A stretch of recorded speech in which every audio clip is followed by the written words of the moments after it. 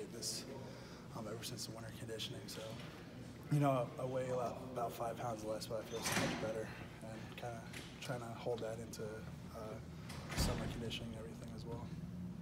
How much different is this for you after having, you know, this time last year it was about winning the job and offensive line trying to, as you guys put it, not be an embarrassment and everything, but now that you know, all Big Ten and all that, how much different is this particular spring for you? Yeah, spring ball last year, I was caught into a tackle battle at the right tackle position that's going on right now. You know, that's kind of gives you this extra edge in practice.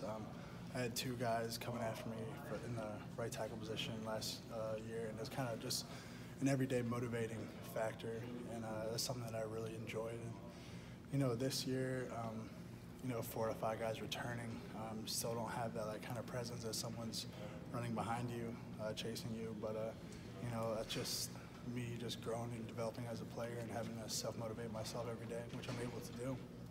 But yeah, it's been really interesting looking at the right tackle position going forward. We're all developing really good chemistry no matter who's in there. This is pretty much the same group that we had throughout the season last year, minus 2 guys. So, you know, we're looking forward to going into these next 5 practices that we have. Where have you seen yourself develop the most this offseason, personally? I think that would be watching film and learning how to critique myself better, especially with the hire of the offensive analyst, Juan Castillo.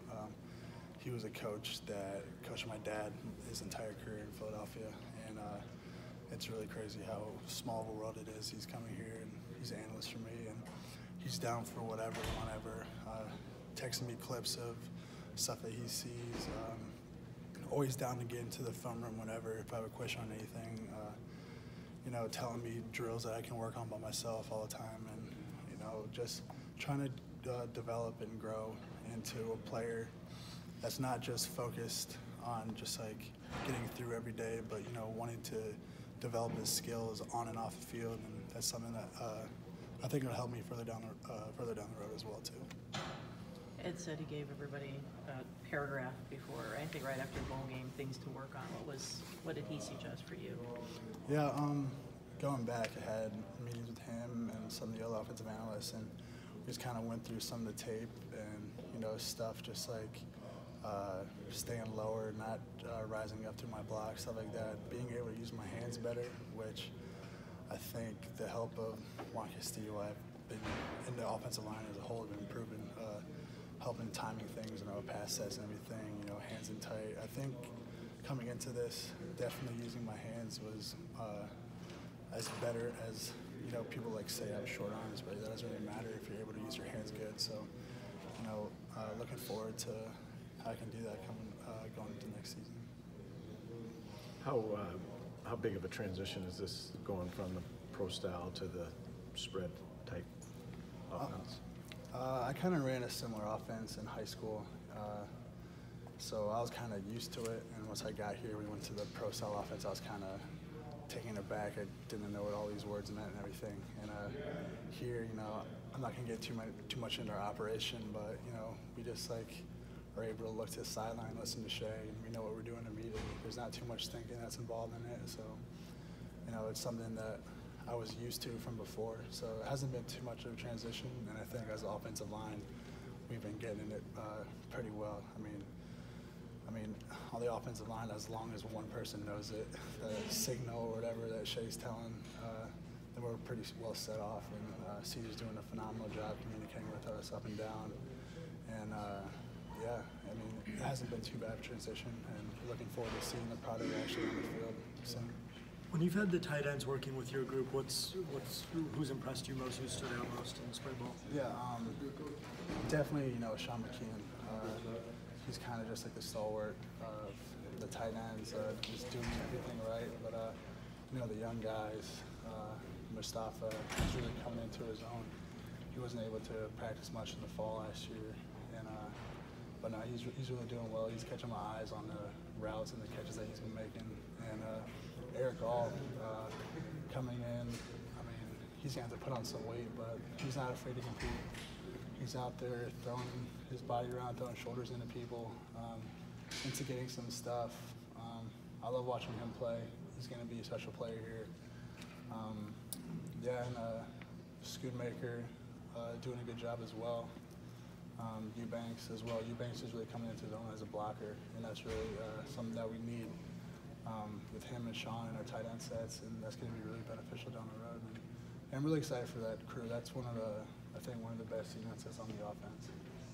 How important is continuity in terms of the transition? You know, you mentioned 4 or 5 guys coming back, plus you had Warner's back. You know, how important is that to, you know, when you're trying to learn a new offense, special nuances and things like that? Yeah, like compared to the transition last year, new offensive line coach, kind of question marks over the offensive line. We kind of didn't really know like how this is going to go, how it's going to work, but you know, over last year proved that it's successful. So, you know, going to spring ball, we all, as the offensive line unit, have bought into this style and the ways that Coach Warner set forth. And, you know, we're just taking it day by day and just sticking to our routine and, you know, not changing it at all. And it's all been working out pretty successful for us. What are your impressions of the new look defensive line? It's funny because me being here the whole time, I'm just used to going against Chase and Monet and Rashawn all the time, and bringing in new faces like Quiddy, Aiden. I mean, Carlo's been here pretty much as long as me, and you know, Mozzie, he's been doing really well as well, doing really good as well. Those faces, they're gonna be good. They're all good players, obviously. You know, Aiden, he's getting huge. He's really strong. He's someone that I'm really excited to see play after having like a full year of training and conditioning. Quiddy, just, you know, you got a preview of it last year. Quiddy's going to be who he is. He's a great player. Stepped up big for us last year. And yeah, it's really nice. They all bring different skill sets as well. They're all different players than the guys that we had here before. And, you know, it's helping me kind of tweak some things that were useful on some guys that use in practice and may not be useful on them, especially with Aiden, his size and his power that I usually didn't see last year in practice. So, you know, those guys are going to be special, definitely.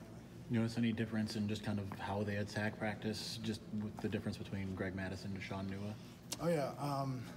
They are extremely downhill, and, you know, you can watch a film.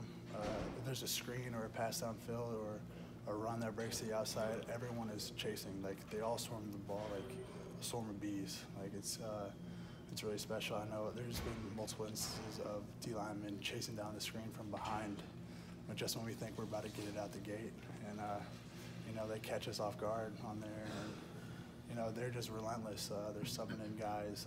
They don't miss a beat when they sub in guys. Like Josh Uche, he's coming off the edge. He's really a pure pass rusher, and that calls fits for us a lot at tackle. You know, he's got me a few times, but I just look at it, he's just getting me better. I'm getting him better, and you know, Coach Nua is doing a good job.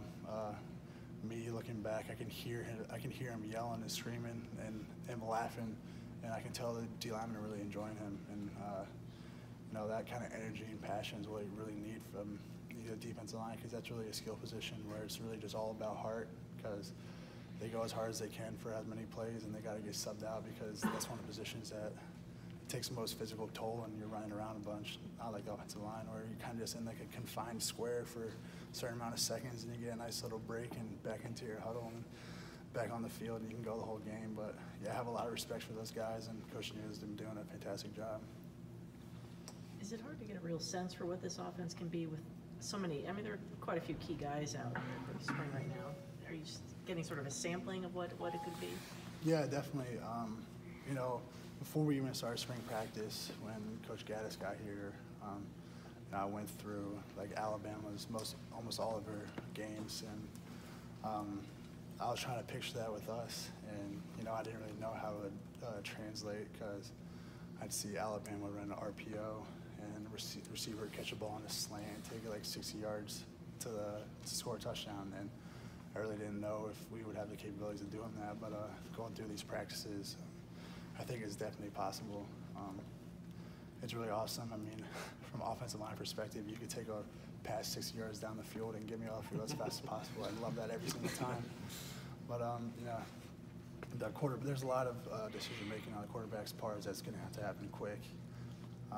There's some plays that we don't know if the ball's getting handed off or thrown, so kind of throws off our fits sometimes, like in run and pass fits. But, we're all going with it. It's all new to us, but we're working through it, and I'm excited to see it, definitely.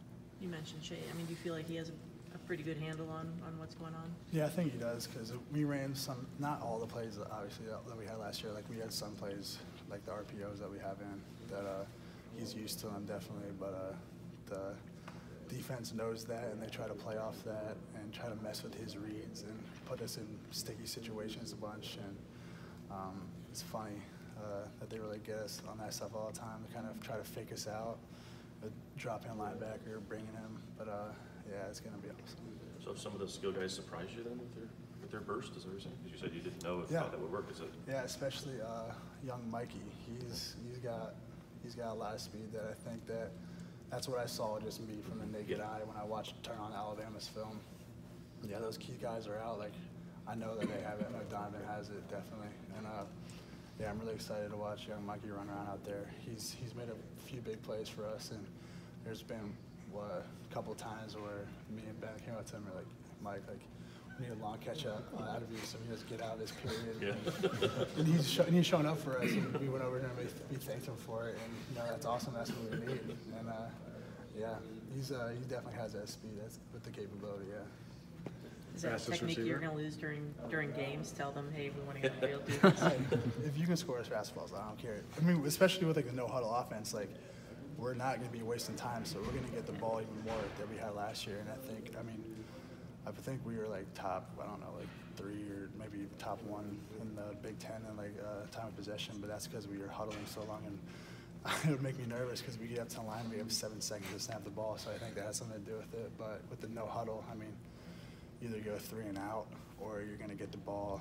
I don't know how many times we're going to get the ball, and the more times you get the ball, the more points you're going to score, and that's why teams that were playing in like the Final 4 games last year, they averaged around 40 points a game, and we only averaged around 30-ish. So, more times you get the ball, the more opportunities you have to score. So that's something that we are really talking to the offensive line room that we need to improve. Hey guys, we're going to move John out.